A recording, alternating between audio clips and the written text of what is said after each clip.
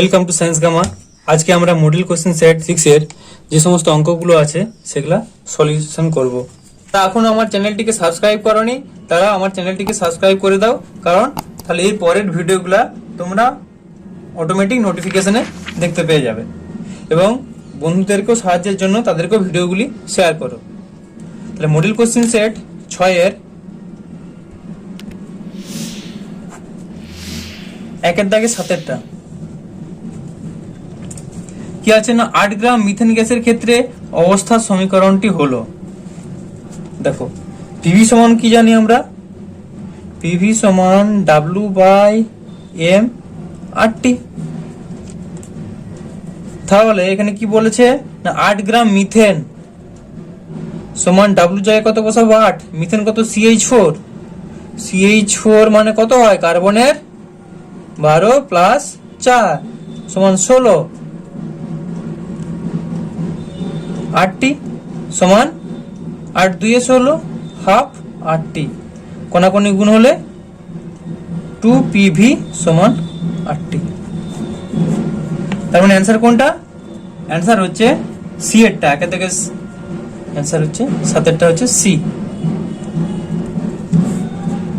এরপর একের দাগের 8এরটা কি আছে না, একটি রশ্মি বক্রতা কেন্দ্র দিয়ে অগ্রসর হলে অবতল দর্পণে আপতিত হলে প্রতিফলন কোণের মান কত?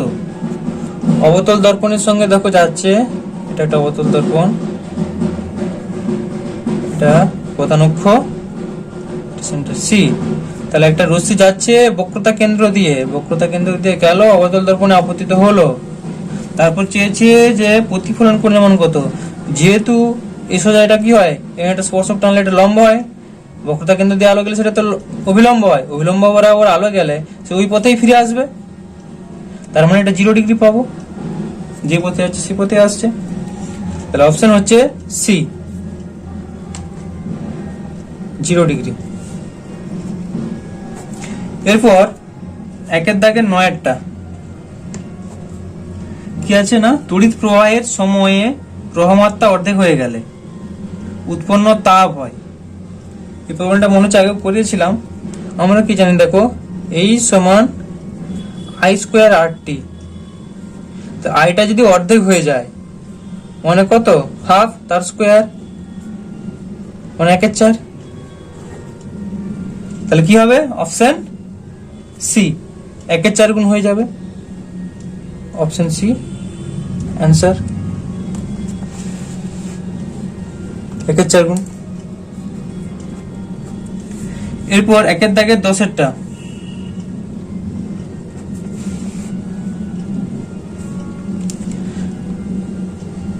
শর্ট সার্কিট হলে বহিঃবর্তনীর রোধ কত? তো সবাই জানে শর্ট সার্কিট মানে বহিঃবর্তনীর কোনো রোধ থাকবে না, ওই জন্য তো শর্ট সার্কিট সব জ্বলে যায়, 0 ওহম।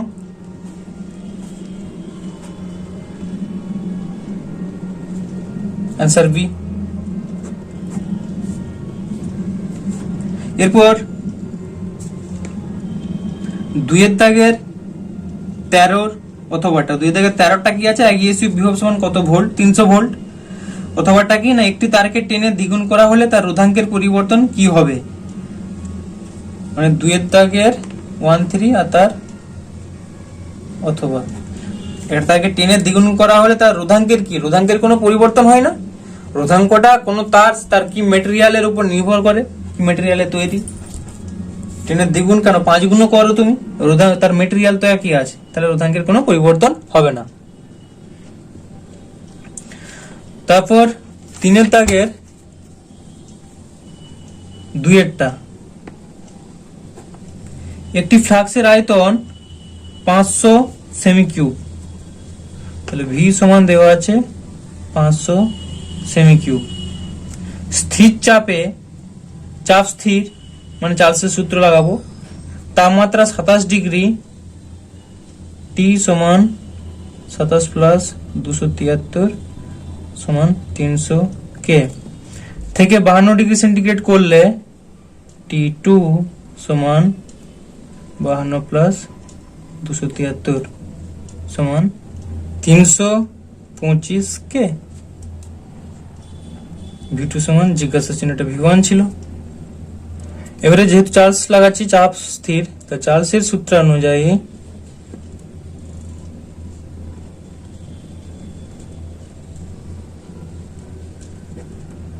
কি লিখবো? V1 by T1 সমান V2 by T2 implies V2 সমান V1 T2 divided by T1 সমান V1 এর মান কত দেওয়া আছে 500 ইন্টু T2 টা 325 ডিভাইডেড বাই 1 এর মান 300। এটা করলে অ্যান্সার পাবো 541.66 সেমি কিউব। কিন্তু এখানে কি উত্তরটা চেয়েছে যে ফ্লাক্স থেকে কত আয়তনের বাতাস বেরিয়ে যাবে। অতএব ফ্লাক্স থেকে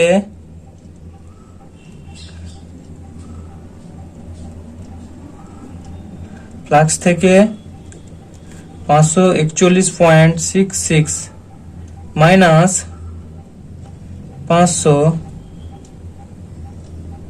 সমান 41.66 সেমি কিউব আয়তনের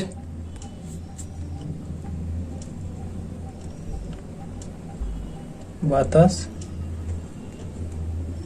বেরিয়ে যাবে। এরপর 3 দাগের 2 এর অথবাটা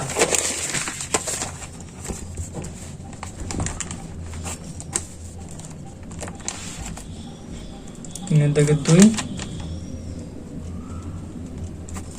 কি আছে না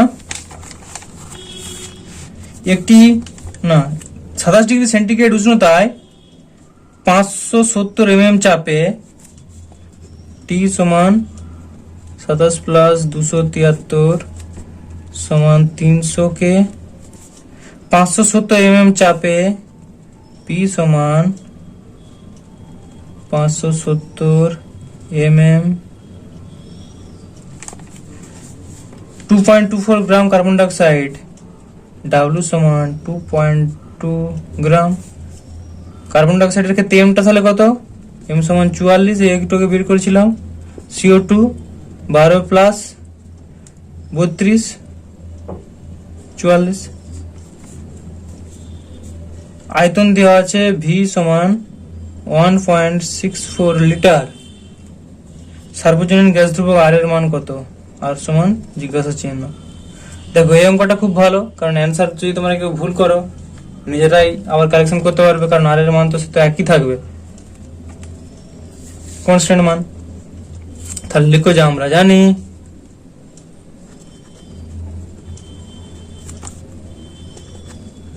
জানি PV সমান W by M R T implies R is equals to, তাই কি হচ্ছে কোনাকুনি গুণ, R is equals to PV M by WT। Just মানগুলো পুট করব। P এর মানটা কত আছে? আচ্ছা এখানটা দেখো লিটারে, ভিটা লিটারে দেওয়া আছে, তাহলে আমাদের পিটাকে কনভার্ট করতে হবে লিটার অ্যাটমসফিয়ারে। সমান 570 mm মানে 57 সেন্টিমিটার ডিভাইডেড বাই 76 ATM। তাহলে পি এর মানটা আছে 57 ডিভাইডেড বাই 76 ইন্টু ভি এর মান কত 1.64 ইন্টু এম এর মান 44, ডাব্লিউ এর মান কত 2.2, টি এর মান কত 300। এটা তোমরা কাটাকাটি করবে, কাটাকাটি করলে অ্যান্সারটা কত পাবে সবাই জানো, 0.082 litre atmosphere mole inverse kelvin inverse. Answer এখানে দেখো 0.082 লিটার অ্যাটমসফিয়ার। আচ্ছা আগে দেখো একটা অঙ্ক করলাম,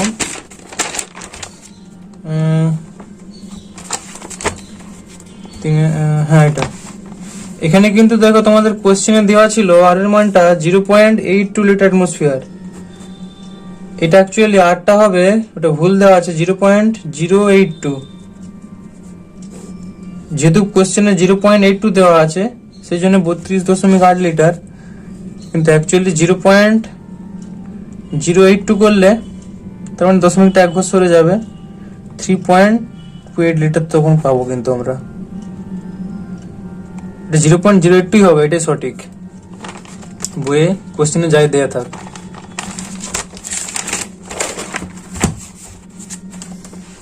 এরপর 4 দাগের 2-টা, এনটিপিতে 6.72 লিটার কার্বন ডাইঅক্সাইড গ্যাস তৈরি করতে কত গ্রাম ক্যালসিয়াম কার্বনেট অতিরিক্ত HCl এর সঙ্গে বিক্রিয়া করবে?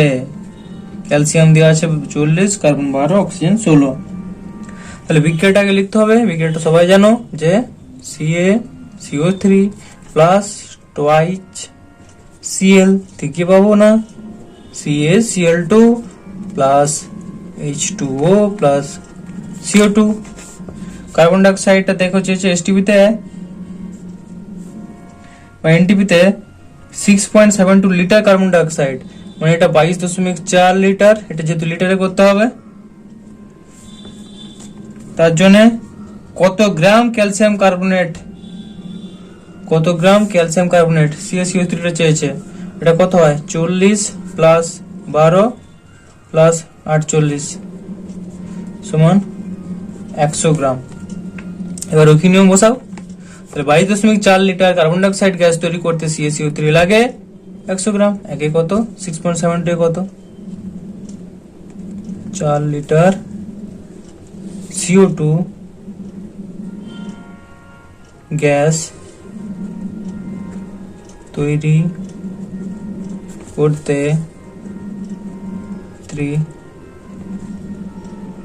লাগে 100 গ্রাম। একে লাগবে 100 বাই 22.4।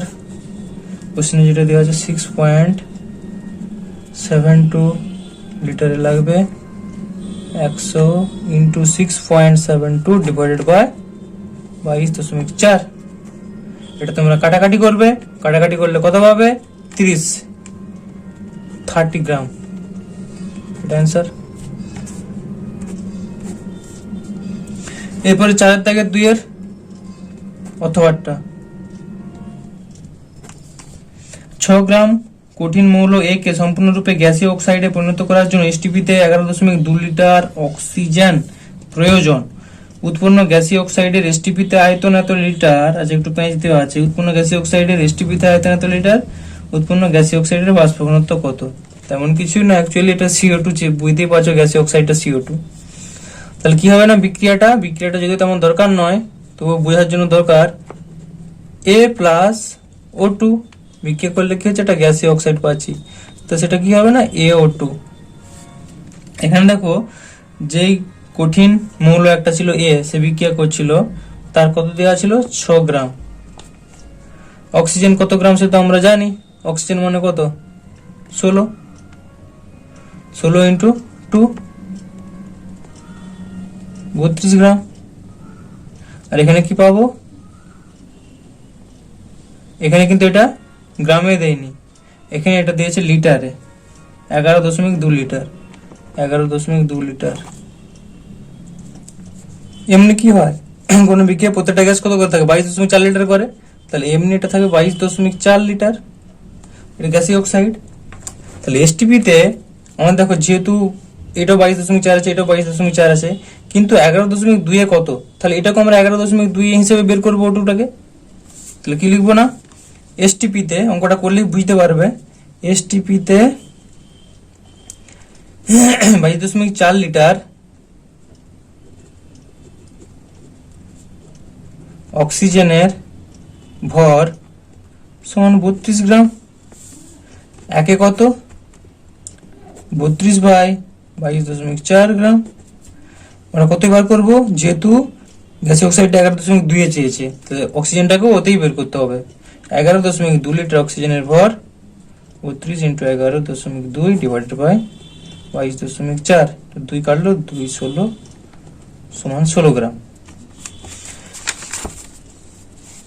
এবার দেখো এটা দিয়েছিল 6 গ্রাম, এটা দেওয়া ছিল। এটা 6 গ্রাম হলে আর এটা কত পেয়েছি আমরা, এটা 16 গ্রাম পেলাম। তাহলে বাকি গ্যাসীয় অক্সাইডের ভর আমরা পেয়ে যাব, তাই তো? তো সেটাকে লিখবো, তবে গ্যাসীয় অক্সাইডের ভর, অতএব গ্যাসীয় অক্সাইডের ভর সমান 6 প্লাস 16 গ্রাম সমান 22 গ্রাম। কারণ কি মোট ভর তো কনজার্ভ থাকবে, এখানে যত ভর পাচ্ছি বাম দিকে ডান দিকে সেটাই পেতে হবে। তাহলে 22 গ্রাম মোট ভর পেয়ে গেলাম। তার মানে কি এই 22 গ্রামের আয়তনটা 11.2 লিটার, তাই তো? কিন্তু আমাদেরকে চেয়েছে যে গ্যাসটার বাষ্প ঘনত্ব কত, গ্যাসীয় অক্সাইডের বাষ্প ঘনত্ব কত, মানে 11.2 লিটারের ভরটা তাহলে কত পেলাম, 22 গ্রাম। 22.4 লিটারের ভর কত বের করতে হবে।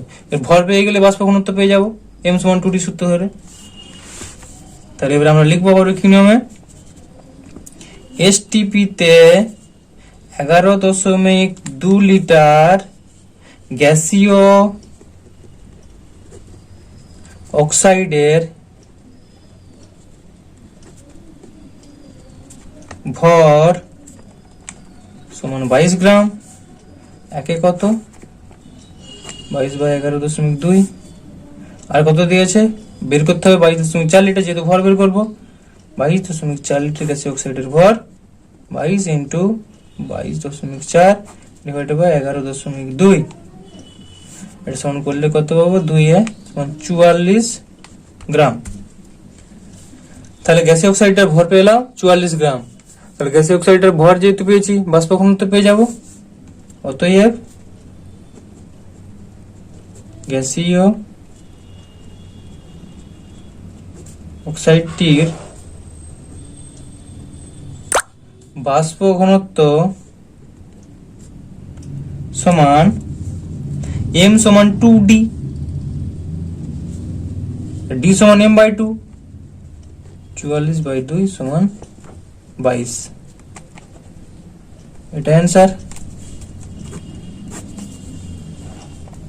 কারো কোনো বুঝতে অসুবিধা হলে কমেন্ট করবে, ওকে? কিংবা দেখবে আমার টেলিগ্রাম চ্যানেলের লিংক দেওয়া আছে, সেখানেও জিজ্ঞেস করতে পারো, সেই লিঙ্কে ক্লিক করে ডেসক্রিপশন বক্সে পেয়ে যাবে। আমি আবার ঘুরে হয়তো ভিডিওটা তোমাদের করে দেবো যদি কারো অসুবিধা হয়। এরপর 4 দাগের 3 অথবাটা,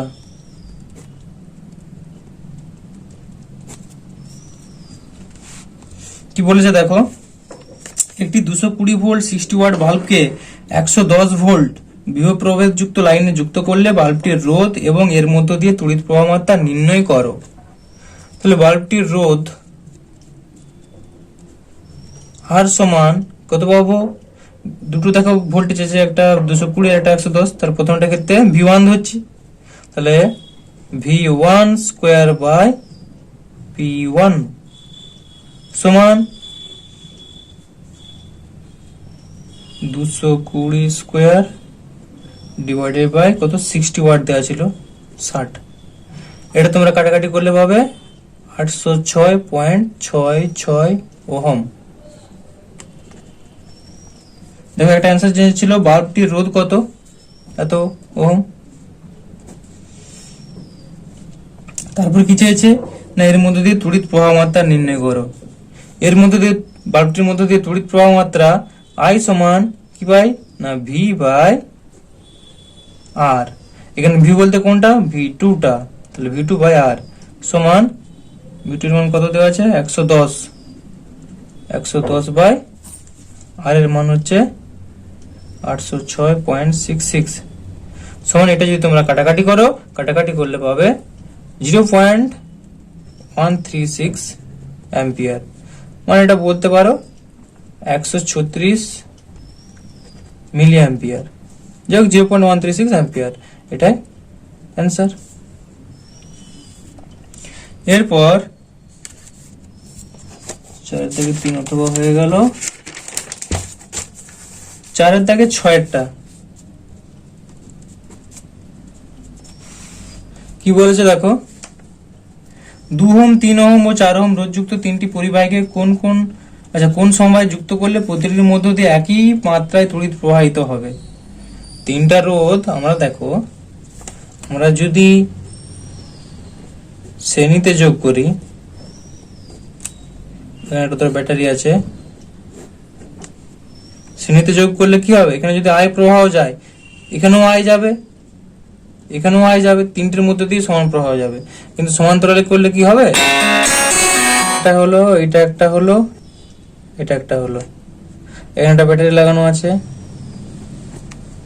এখানে যদি আই প্রবাহ যায়, এর মধ্যে দিয়ে যাবে I1, এর মধ্যে দিয়ে যাবে I2, এর মধ্যে দিয়ে যাবে I3। কোন কি তিনটা প্রবাহ ভেঙে যাবে। তাহলে এই তিনটি রোধযুক্ত তিনটি পরিবাহীকে কোন সমবায়ে যুক্ত করলে প্রতিটির মধ্যে দিয়ে একই মাত্রায় তড়িৎ প্রবাহিত হবে? অ্যান্সারটা হবে শ্রেণী সমবায়ে যুক্ত করলে। সমবায়ের তুল্যাঙ্ক রোধ কত? শ্রেণী সমবায়ে যোগ করলে সমবায়ের তুল্যাঙ্ক রোধ কত হবে? তিনটে যোগ করে দিলে হবে 2 + 3 + 4 সমান 4 3 7 9 ওহম। এরপর 4 দাগের 11টা, 4 দাগের 11টা কি আছে?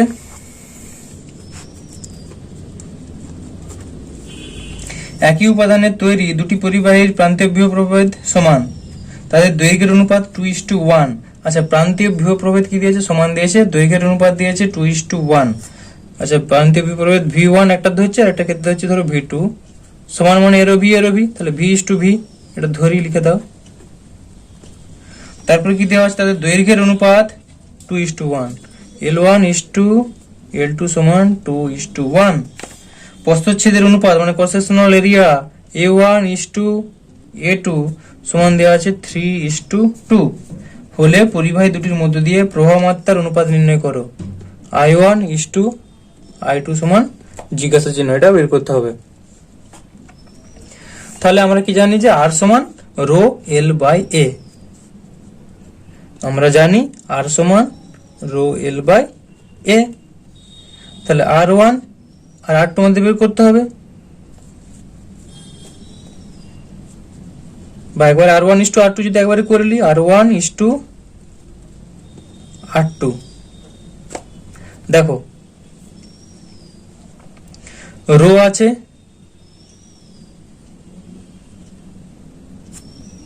যেহেতু একই উপাদানের তৈরি, দুটোর ক্ষেত্রেই রোটা সমান, রোধাঙ্ক সমান, তাহলে রোটা দরকার নেই, রোটা বোথ সাইড কেটে গেল। L1 আর A1, তাহলে L1/A1:L2/A2 সমান L1টা কত? L1টা হচ্ছে 2, A1টা কত? A1টা আছে 3, L2টা আছে 1, A2টা আছে 2, 2/3:1/2। এবারে I1:I2 বের করতে হয়েছে, এটা চেয়েছে অ্যান্সার। তাহলে অতএব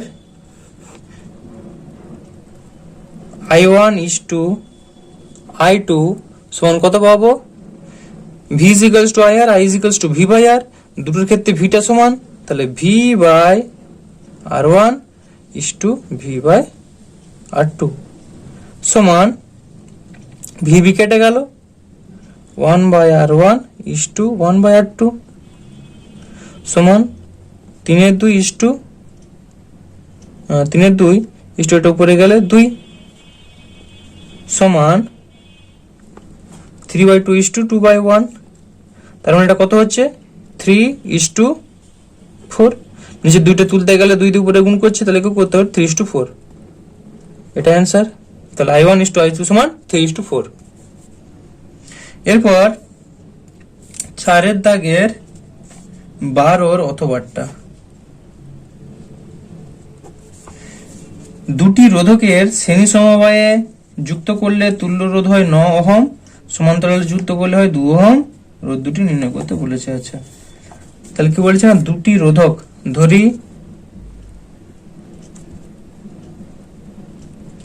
রোধক দুটি হলো R1 ও R2, তাহলে শ্রেণী সমবায় যুক্ত করলে তুল্য রোধ। তাহলে শ্রেণী সমবায়ের ক্ষেত্রে এখন শ্রেণী সমবায়ের ক্ষেত্রে আমরা কি জানি যে R1 প্লাস R2 হয় শ্রেণী সমবায়ের তুল্য রোধটা, সেটা সমান দেওয়া আছে 9 ওহম 9। আবার এদিকে বলছি সমান্তরাল সমবায়ের ক্ষেত্রে, সমান্তরাল সমবায়ের ক্ষেত্রে, সমান্তরাল সমবায়ের ক্ষেত্রে কি হবে, উপরে গুণ নিচে যোগ, R1 R2 divided by R1 plus R2, সেটা সমান কত দেওয়া আছে 2। তাহলে এখান থেকে দেখো R1 প্লাস R2 এর মানটা বের করব, ইমপ্লাইজ R1 প্লাস R2 সমান কত পাচ্ছি না R1 R2 ডিভাইডেড বাই 2, কোনাকুনি এটা উপরে গেল, দুইটা নিচে নামলো। এবার এই মানটা নিয়ে এখানে বসিয়ে দেবো, এটা ধরো 1 নম্বর সমীকরণ, এটা বলছি 2 নম্বর সমীকরণ। তাহলে ইমপ্লাইজ R1 প্লাস R2 জায়গায় বসাচ্ছি R1 R2 by 2, R1 R2 by 2 সমান 9, ব্র্যাকেটে লিখো 2 নম্বরের সাহায্যে। ইমপ্লাইজ R1 R2 সমান 9 2 18, ইমপ্লাইজ R1 অফ, দেখো R1 প্লাস R2 সমান 9, তাহলে R2 সমান কত, R2 সমান 9 মাইনাস R1, 9 মাইনাস R1 সমান 18। এখানে লিখো 1 নম্বর এর সাহায্যে, বা লিখতে পারো কেউ যেহেতু R1 প্লাস R2 সমান 9, implies 9R1 minus R1 square সমান এদিকে আনলে মাইনাস 18 ইকুয়াল টু 0। ইমপ্লাইজ মাইনাসটা কে মাইনাস দিয়ে গুণ করে দিলাম, কারণ এটাকে প্রথমে আনছি, তাহলে মাইনাস দিয়ে গুণ করলে কত হচ্ছে R1 square minus 9R1 minus মাইনাসে প্লাস 18 ইকুয়ালস টু 0, এটা পাচ্ছি। ইমপ্লাইজ R1 স্কোয়ার মাইনাস, দেখো এখানে কত আছে না 9 আছে, এখানে 18 আছে, এখানে 9 আছে, এখানে 9 ভাঙাতে হবে, 3 6 18 minus 6R1 minus 3R1, 6 3 9R1 হয়ে গেল, আর 3 6 মাইনাস মাইনাসে plus 18 equals to 0। Implies R1 common নিলে R1 মাইনাস 6 মাইনাস 3 কমন নিলে R1 minus 6 equals to 0। Implies R1 minus 6 into R1 minus 3 equals to 0। অতএব R1 সমান 6 অথবা R1 সমান 3। তাহলে এখন R1 সমান, এখন R1 সমান 6 হলে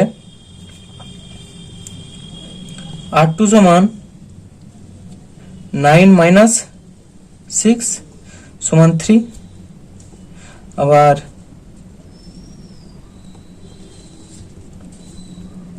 R1 সমান 3 হলে R2 সমান 9 মাইনাস 3 সমান 6। তার মানে দেখছো একটা 6 হলে একটা 3 হচ্ছে, বা একটা 3 হলে পরটা 6 হচ্ছে। তাহলে এখানে তো R1 R2 কিছু হলে দুটি রোধ চেয়েছে, লিখবো অতএব রোধ দুটি, একটি 6 ওহম একটি 3 ওহম। অ্যান্সার হয়ে গেল। তোমাদের ভিডিওগুলি ভালো লাগলে অবশ্যই ভিডিওগুলিকে বন্ধুদের মধ্যে শেয়ার করো, ভিডিওগুলি লাইক করো, এবং কোনটা বুঝতে না পারলে কমেন্ট করো, আর আমার চ্যানেলটিকে সাবস্ক্রাইব করে সব ভিডিওর নোটিফিকেশন পেতে পাশের বেল আইকনটি বাজিয়ে দাও।